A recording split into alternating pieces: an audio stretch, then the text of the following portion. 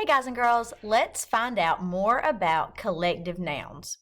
What are collective nouns? A collective noun is the name that we use for a group of things. It could be a group of animals, like squirrels or elephants. It could be a group of things, like tables or trees.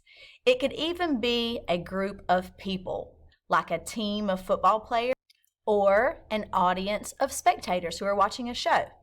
So remember, a collective noun names a group of people, things, or animals. Let's look at some examples.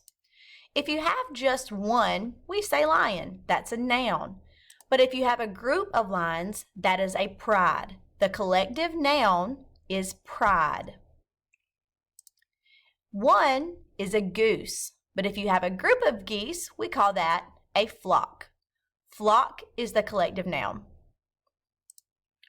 One hedgehog is a noun, but if you have a group of hedgehogs, we call that a prickle. The collective noun is prickle. An elephant, singular, is just one. It's a noun. But if you have a group of elephants, we call that a herd. Herd is a collective noun because it names a group of elephants. One hippopotamus is singular. That's a noun. But if you have a group of hippopotami, we call that a bloat. Bloat is a collective noun because it names a group of hippopotami. Fish is singular. It names one fish, one noun. But if you have a group of fish, you have a school of fish. School is a collective noun because it names the group of fish. Let's see if we can make some matches. Now, we have singular on the left, and we have the collective noun that we're going to match it to on the right. So a wolf is singular, but if you have a group of wolves, we call that a pack.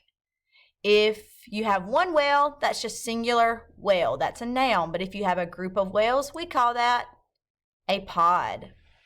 A bee is singular, but if you have a group of bees, that is known as a swarm. Swarm is the collective noun. Lastly, a puppy is singular. That is a noun. But if you have a group of puppies, we call that a litter. Litter is the collective noun because it names the group of puppies. Let's do one more activity with collective nouns. What could you call these groups of things and people? A group of soldiers is known as an army. Army is the collective noun because it names the entire group of soldiers. If you have a large group of people, that is known as a crowd. A crowd is the collective noun because it names the entire group of people. A group of football players is known as a team. A team is the collective noun because it names the entire group of football players who are on that team. A class is a group of school children. Children who are in school makes a class. The word class is a collective noun because it names the entire group of children.